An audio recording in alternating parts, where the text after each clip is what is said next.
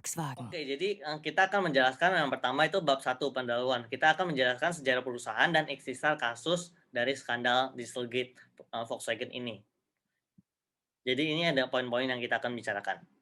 Oke, jadi sejarah perusahaan ini, perusahaan Volkswagen itu adalah perusahaan otomobil asal Eropa yang tepatnya di Jerman yang berdiri pada awal tahun 1930. Awalnya ini dinamakan Kraft durch Volkswagen atau yang berarti Strength through Joy Car. Namun kemudian diganti menjadi Volkswagen yang berarti People's Car. Pergantian nama ini dilakukan untuk mewujudkan realisasi visi dari pemimpin Nazi pada saat itu yaitu Adolf Hitler. Dengan nama tersebut, ia ingin keluarga di Jerman memiliki mobil yang terjangkau pada masa tersebut ya. Oke, jadi selanjutnya itu adalah lokasi pabrik yang strategis karena untuk mentransportasikan perlengkapan militer ke timur, jadi lebih gampang karena itu juga di sebelah kanal, jadi lebih gampang jalannya ya. Oke, jadi setelah perang tersebut pada akhir tahun 1945, Inggris memerintahkan VW untuk mendesain dan memproduksi sedan Volkswagen. Nah, itu ada 2 tipe, yaitu Cafe dan juga Transporter. Selanjutnya itu pada tahun 2007, Martin Winterkorn itu menjadi CEO dari Volkswagen. Nah, Volkswagen ini juga dikenal sebagai perusahaan yang kompetitif dan juga kerap berjuang dalam persaingan ketat menghadapi dua kompetitor lain seperti BMW dan Mercedes-Benz. Nah, persaingan ini mereka pada segmen pasar menengah ke bawah, jadi lebih penjual mobilnya mungkin lebih cepat ya, bisa dikatakan. Nah, Winterkorn ini berambisi juga untuk berkembang ke negara AS, karena negara AS itu terkenal dengan otomotif terbesar kedua di dunia. Nah, dengan ambisi ini mereka ingin meningkatkan produksi kendaraan lebih banyak. Oke, jadi selanjutnya itu adalah ikhtisar kasus. Jadi singkatnya itu pada September 2015 ini Volkswagen itu tertangkap melakukan dengan tindakan kecurangan. Nah, mereka itu memasangkan namanya defeat device. Nah, defeat device ini apa? Defeat device ini adalah untuk membuat kontrol emisi mobil kendaraan tidak berfungsi. Perangkat lunak ini dipakai dan dirancang untuk mendeteksi saat melakukan pengetesan tersebut dan mengaktifkan kontrol emisi secara penuh selama periode pengujian. Nah, ini mengakibatkan kalau dalam realita itu, emisinya itu 40 kali lebih banyak daripada standar, yang diizinkan. Nah, selanjutnya itu pada November 2015, itu EPA atau Badan Lingkungan Amerika Serikat mengeluarkan pemberitahuan Clean Air Act kepada perusahaan lain seperti Audi dan juga Porsche. Jadi bisa meng-avoid mungkin tinggal kecurangan yang akan dilakukan selanjutnya atau, di kapan hari. Nah, terus selanjutnya pada Januari 2016, Departemen Kehakiman mengajukan keluhan untuk sangkaan pelanggaran ke Volkswagen. Nah, pada tahun ini mereka itu mengajukan keluhan ini kan. Nah, jadi pada pada awal tahun 2017 yakni April, nah ini Volkswagen pun angkat bicara setelah ada pengajuan keluhan itu. Nah, mereka itu menyetujui untuk membayar sanksi sebesar 2,8 miliar USD. Adalah rumusan masalah. Rumusan masalah ini kami rangkai berdasarkan kasus Dieselgate, yaitu ada 6.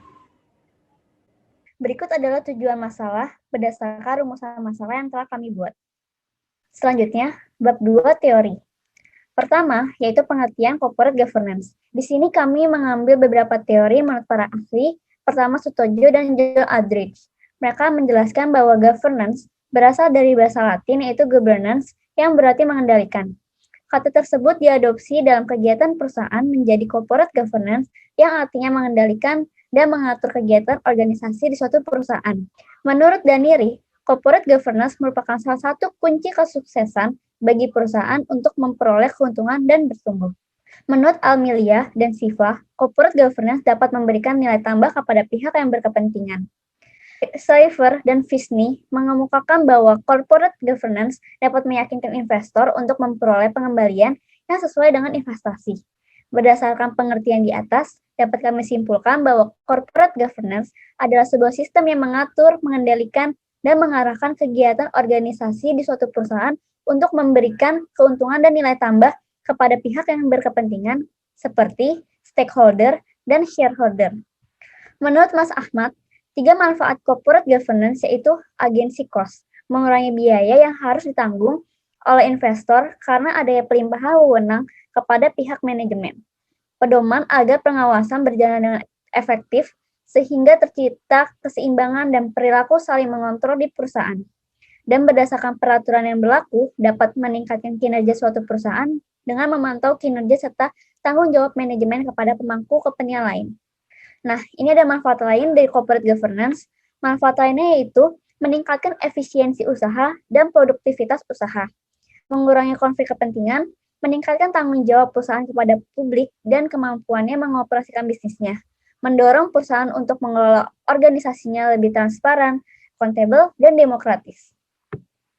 Menurut Sutojo dan Aldrich, tujuan corporate governance yaitu meningkatkan efektivitas dan efisiensi kerja dari manajemen perusahaan dan BOD, meningkatkan kualitas hubungan antara manajemen senior dengan BOD, melindungi kepentingan dan hak dari stakeholder dan shareholder, dan menambah nilai investor dan perusahaan.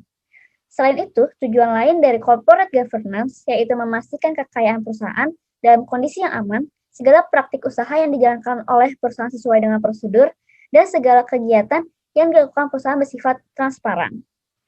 Selanjutnya yaitu 2.3 pentingnya corporate governance di dalam sebuah perusahaan. Menciptakan corporate governance yang terstruktur dengan baik dan jelas merupakan sebuah langkah penting dalam membangun operasi perusahaan yang efisien, membangun kepercayaan pasar, dan juga mendorong arus investasi yang stabil dan berjangka panjang. Good corporate governance dinilai mampu menghindari perusahaan dari konflik antara kepentingan berbagai investor, sekaligus menjadi penjamin bahwa perusahaan menjalani prosedur dan kebijakan dengan prinsip akuntabilitas, transparansi, dan juga seturut hukum. Tata kelola perusahaan yang baik juga mempermudah perusahaan dalam mencapai tujuannya yaitu profit. Kesalahan dalam mengurus tata kelola perusahaan bisa berakibat fatal dan menyebabkan keruntuhan karena mempengaruhi semua lintas pekerjaan. Kecurangan merupakan salah satu contohnya, yaitu menggunakan jalur pintas agar bisa mendapatkan akses ataupun keuntungan yang lebih cepat.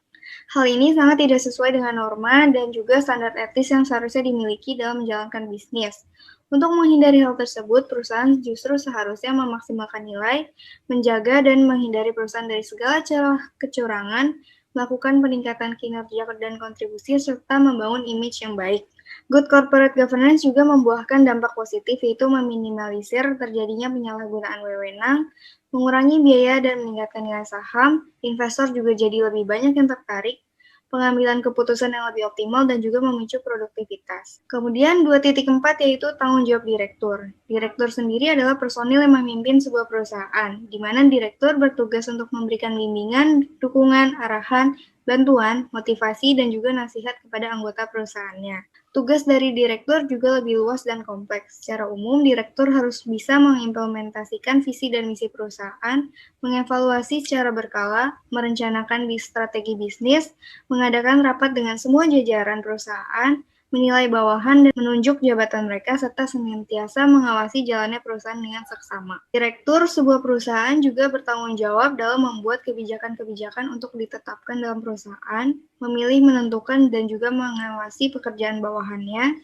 berkomunikasi langsung dengan pemegang saham, serta menyetujui anggaran tahunan, dan mengatasi jika ada kerugian yang dialami oleh perusahaan. Menurut Muljanto, seseorang dapat dikatakan bertanggung jawab jika memiliki 1. Kemampuan berkaitan dengan akal, yaitu membedakan perbuatan baik dan buruk yang sesuai hukum dan melawan hukum. Dan kedua, yaitu kemampuan yang berkaitan dengan perasaan, yaitu dalam menentukan kehendak menurut keinsyafan tentang baik buruknya perbuatan yang dilakukan. Selanjutnya, saya dan Wilson Chandra akan membahas bab 3 mengenai analisa case. Pemegang saham dari Volkswagen itu ada dari beberapa institusi. 50,7% itu dari Porsche SE dan keluarga Peach. 20% itu pemerintahan Jerman atau negara bagian Lower Saxony. 17% itu negara bagian Qatar. 12,3% itu dari institusi lainnya. Tata kelola perusahaan itu ada 2, Supervisory Board dan Management Board. Supervisory Board itu dipilih dan memiliki tanggung jawab untuk memonitor manajemen board dan menyetujui keputusan perusahaannya.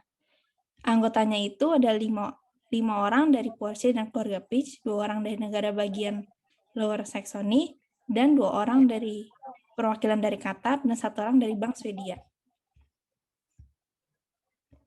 Gambar ini merupakan susunan tata kelola perusahaan Volkswagen, dan 2 yang paling atasnya itu ada Supervisory Board dan ada Board of Management. Selanjutnya, perusahaan Volkswagen itu hanya menggunakan satu strategi tata kelola risiko dan kepatuhan, yaitu dengan menggabungkan manajemen risiko, pengendalian internal, dan sistem manajemen kepatuhan. Tujuannya itu untuk memastikan semua area yang berpotensi mengalami risiko itu tercakup.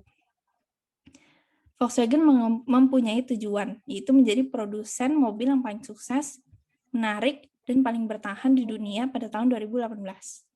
Maka dengan adanya tujuan tersebut, manajemen internal didasarkan pada 7 indikator kinerja inti. Yang pertama, mengirimkan ke konsumen, pendapatan penjualan, laba operasional, operasi laba atas penjualan, capital expenditures, arus kas bersih, dan laba atas investasi. Selanjutnya saya akan bahas tentang skandal Dieselgate dan penyebabnya.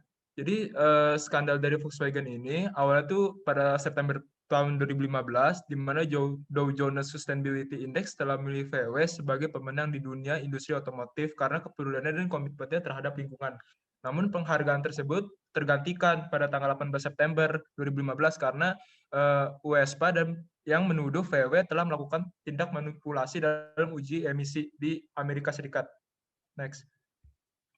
Nah, jadi ditemukan kalau si VW itu melakukan kecurangan dengan menginstal perangkat lunak yang dikenal sebagai defeat device pada mobil diesel yang dikeluarkan pada tahun 2009 dan 2015. Tapi permasalahan di sini, si VW ini melanggar Undang-Undang Udara Bersih di negara yang bersangkutan. Jadi singkat ceritanya, defeat device itu adalah perangkat lunak yang bisa mendeteksi kondisi dari emisi berdasarkan roda pengayak, kecepatan dari kendaraan, serta durasi mesin, tekanan barometrik yang memungkinkan kontrol emisi NOx bisa berjalan dengan mulus dalam tahap pengujian. Next. Penyebab dari skandal ini sebenarnya itu udah ketahuan di tahun 2013, di mana peneliti dari independen dari ICCT dan Universitas West Virginia sudah menemukan 2 model dari VW yang memiliki perbedaan celah besar antara NOx yang diuji di laboratorium dan di jalan. Jadi memiliki gap besar. Jadi selanjutnya pada 20 September tahun 2015, akhirnya VW mengomentari dan untuk pertama kalinya tuh secara terbuka mengenai masalah tersebut. Si Winterkorn meminta maaf dan direkam dalam sebuah video di mana dia mengatakan bahwa sangat menyesal karena melanggar kepercayaan para pelanggan dan kepada publik, serta mengatakan bahwa VW akan bekerja sama dalam penyelidikan tersebut. Setelah hari itu terjadi, pada besoknya saham VW itu menurun sebesar 20% dan kehilangan miliar euro dari modal pasarnya. Next. Nah, di sini kita lihat grafik dari penjualan VW yang terkena dampak dari skandal. Di sini Jerman itu paling banyak ya mobil yang terkena dampak. Next. Berikut adalah langkah-langkah yang diambil oleh CEO dalam menangani skandal Dieselgate. Jadi pertama itu sebenarnya CEO-nya itu ganti gitu dari Winterkorn dan diganti menjadi CEO Porsche, yaitu Matthias Müller pada 25 September 2015.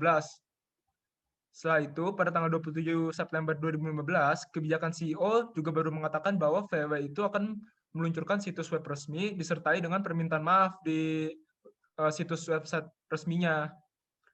Nah, karena ada statusnya kasus tersebut, saham VW itu menurun lagi sebesar 40% pada akhir September.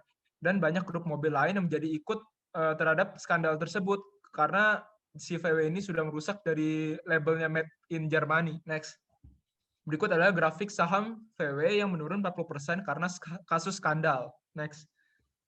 Nah, bisa dilihat di sini juga grafik sahamnya VW itu menurun dari Februari 2015 sampai ke Januari 2016 itu sebesar di sini minus 44,79%. Next. Di sini ada grafik saham VW terhadap kompetitor. Next. Jadi di situasi panasnya skandal tersebut, si Reuters mengutip dua surat kabar dari Jerman di mana melaporkan bahwa Dewan Pengawas VW sudah menerima laporan internal dari pemasok VW dan beberapa karyawan VW sejak tahun 2007 sampai 2011 juga memperingatkan perusahaan untuk mengenai perangkat lunak yang dirancang untuk menipu pengujian emisi. Nah, CEO VW yang baru ini juga membuat 5 langkah dalam mengatasi krisis ini. Yang pertama itu melakukan penyelidikan di seluruh dunia dan mencari tahu untuk menangani dan bertanggung jawab atas masalah yang terjadi. Terus meyakinkan publik bahwa kendaraan sudah aman dikendarakan, mengembangkan segala perbaikan untuk semua kendaraan yang terkena dampak, meninjau kepatuhan, proses serta standar dari Volkswagen, dan mengadopsi langkah-langkah terhadap pencegahan, mengadopsi sistem komunikasi yang reguler untuk setiap harinya dan terbuka terhadap pelanggan, dealer, karyawan, publik. Ini juga termasuk dalam hotline yang ditunjuk, situs web, dan surat ke seluruh pelanggan yang terkena dampak. Next. CEO baru juga mengumumkan secara terbuka bahwa VW berharap agar bisa memperbaiki semua kendaraan yang terkena dampak di Eropa pada akhir 2016. VW juga menawarkan kepada pemilik VW di Amerika Serikat dengan bonus loyalitas sebesar $2.000 dari 7 Oktober sampai ke 2 November 2015 untuk segala pembelian atau sewa menyewa bensin VW baru maupun model hybridnya. Jadi walaupun VW sudah mengerjakan kendaraan berbasis listrik, tetapi pergerakan dari VW itu lambat dalam menangkap pasar kendaraan listrik. Selain itu juga beberapa insinyur VW juga sudah dikutip telah memiliki pengalaman yang bertahun-tahun terhadap teknologi kendaraan listrik dan secara terbuka mengkritik kendaraan listrik. Next. Berikut adalah strategi yang dikeluarkan oleh CEO baru untuk kedepannya buat si VW. Jadi pertama itu dia tuh pengen membuat VW Phantom untuk generasi masa depan dan merek andalannya dalam dekade berikutnya. Terus reorientasi listrik kendaraan dieselnya dengan teknologi lingkungan yang lebih canggih, pengembangan lebih lanjut lagi dari standar toolkit termasuk platform MQB agar sesuai dengan keadaan hybrid dan listrik plug-in. Proses yang disederhanakan mungkin proses yang disederhanakan semungkin untuk memotong biaya serta mengurangi investasi sekitar 1 miliar euro setiap tahunnya. Motif awal Volkswagen melakukan tindak kecurangan. Jadi grup VW itu sudah mengadakan konferensi pers pada 10 Desember tahun 2015 di Wolfsburg.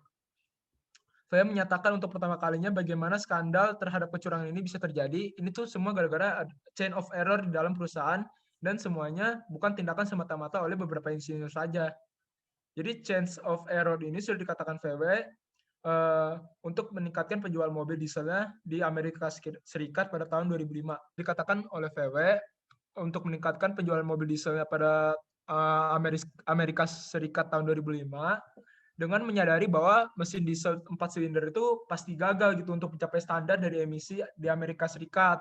Maka dari itu CEO barunya sekarang berjanji untuk membuat dan menciptakan budaya kerja yang lebih terbuka, tidak hierarkis dalam perusahaan, dan dia meminta agar seluruh karyawannya bisa mengikuti naluri mereka sendiri daripada dibimbing dan hanya kegagalan di akan yang datang. Nah, setelah adanya konferensi pers tersebut, saham VW sempat naik sebesar 2%, tetapi sama aja dia tuh turun lebih dari 20% lagi sejak skandal itu pecah. Next. Selanjutnya ada perusahaan Volkswagen ini menerima sanksi dari adanya skandal tersebut, yaitu dengan membayar denda sebesar 375 juta US dollar, dan jika terbukti bersalah maka akan ditambah denda sebesar 18 miliar US dollar. Volkswagen itu juga membayar pemerintah dan pemilik mobil yang terpengaruh dari skandal emisi CO2 tersebut. Volkswagen memperkirakan bahwa biayanya mencapai 2 miliar pound. Dan untuk membangun kembali kepercayaan konsumennya, Volkswagen membuat paket Goodwill pada 9 November 2015 untuk pemilik kendaraan TDI 2 liter dan TDI 3 liter. Isi paketnya itu kartu Visa prabayar Volkswagen senilai 500 US dollar dan kredit 500 US dollar untuk layanan dan produk dealer Volkswagen. Selain itu, Volkswagen juga menyediakan layanan bantuan pinggir jalan 24 jam selama 3 tahun. Dan bagi konsumen yang sudah menerima paket Goodwill, maka bisa mendapatkan kompensasi di masa yang akan datang. Ada juga skandal lain yang diberitakan oleh media-media di Jerman mengenai perusahaan Volkswagen. Awalnya Winterkorn pernah memberikan janji dalam acara Auto Show, yaitu emisi CO2 dari hasil produk perusahaan Volkswagen akan 30% lebih rendah dari tahun 2006. Dengan adanya janji itu, maka insinyur Volkswagen merasa itu mustahil. Namun untuk memenuhi janjinya, maka insinyur melakukan kecurangan dalam tes dan mengumpulkan data yang tidak ada hubungan dengan hasilnya. Beberapa insinyur Volkswagen mengakui telah melakukan kecurangan tes emisi CO2 dengan berbagai cara, yaitu menggunakan tekanan ban yang terlalu tinggi dari normalnya, dan juga mencampurkan bahan bakar dengan oli mesin. Pada Februari 2016, media Jerman mengungkapkan adanya catatan internal perusahaan Volkswagen dan beberapa email yang mengungkapkan bahwa eksekutif senior mengetahui kecurangan yang dilakukannya pada awal tahun 2014. Dan untuk menyelesaikan masalah itu, US SEPA membuat kesepakatan dengan Volkswagen untuk memproduksi mobil elektrik di pabrik Amerika Serikat dan akan membantu membuat jaringan stasiun pengisian kendaraan listrik di Amerika Serikat. Bab 4, kesimpulan dan saran. Sekarang saya akan menjelaskan kesimpulan. Volkswagen adalah perusahaan otomotif asal Jerman yang dikenal sebagai salah satu produsen mobil tersukses di dunia dengan penawaran fasilitas terkini seperti e-mobilitas dan digitalisasi. Pada tahun 2015, Volkswagen harus merelakan penghargaan sebagai pemenang industri otomotif di dunia atas tuduhan tindak manipulasi uji emisi US. Perusahaan Volkswagen diduga juga melakukan kecurangan dengan memasang defect device pada mobil diesel keluarannya. Perangkat lunak tersebut dapat meningkatkan performa kendaraan yang berpengaruh pada kecurangan saat tahap pengujian otomotif. Kasus ini menyebabkan turunnya saham perusahaan Volkswagen dan hukuman denda yang harus ditanggung karena pelanggaran undang-undang. Pada bulan September 2015, perusahaan Volkswagen dipimpin oleh CEO baru yang bernama Horst Matthias Müller yang bertekad untuk memenangkan kembali kepercayaan publik atas perusahaan. Di bawah kendali CEO baru merilis situs web resmi untuk menyatakan permintaan maaf dan berupaya melakukan penyelidikan mendalam untuk menangani juga tanggung jawab atas masalah yang terjadi. Selain itu, perusahaan Volkswagen mengembangkan segala perbaikan dengan proses dan standar yang berlaku sebagai langkah pencegahan masalah sehingga dapat memastikan bahwa kendaraan yang dijual sudah aman untuk dikendarakan. Kemudian perusahaan Volkswagen kembali menerima tuduhan atas kecurangan proses sertifikasi CO2 untuk otomotifnya. Pada akhir tahun 2015, perusahaan berupaya menawarkan paket goodwill sehingga konsumen dipastikan dapat memperoleh kompensasi dengan mudah di masa yang akan datang atas perbaikan atau masalah lainnya. Pada akhirnya, USPA membuat kesepakatan agar perusahaan Volkswagen memproduksi mobil elektrik dan membuat jaringan stasiun pengisi kendaraan listrik di Amerika Serikat. Saya Velia Irena. Melalui analisa yang telah dilakukan, maka penulis dapat merekomendasikan agar setiap perusahaan dapat memperhatikan yang pertama adalah corporate governance yang diterapkan dalam perusahaan. Dengan menerapkan corporate governance yang baik, maka perusahaan dapat mengendalikan operasi serta hubungannya secara internal maupun secara eksternal.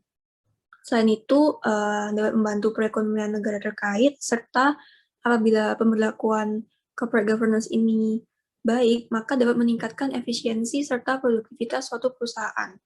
Kemudian juga dapat menjauhkan dari konflik kepentingan seperti korupsi, kolusi, dan nepotisme, serta dapat meningkatkan tanggung jawab perusahaan yang akan menghasilkan naiknya tingkat kepercayaan masyarakat, termasuk pemegang saham, yang juga akan berdampak bagi keuangan dari perusahaan. Dan dalam melakukan segala hal, tentu sangat perlu untuk memperhatikan nilai moral serta etika. Melakukan kesalahan, bahkan kecurangan, seperti yang telah dilakukan oleh Volkswagen Group memang mungkin terjadi. Namun, untuk lari dari tanggung jawab atau malah berusaha untuk menutupinya, maka akan memperunyam keadaan. Tentu kecurangan yang terjadi pasti sudah diketahui oleh berbagai pihak internal perusahaan, dan pasti ada pihak yang setuju dan ada pihak yang tidak setuju akan tindakan tersebut. Baik itu karyawan, manajer, maupun pemimpin, sangat mungkin untuk melakukan kesalahan. Namun seharusnya setiap personel yang sadar bahwa itu salah, mereka dapat mengingatkan dan menegaskan satu sama lain untuk bekerja dengan memperhatikan nilai moral, nilai etika, serta berpegang pada prinsip akuntabilitas dan transparansi.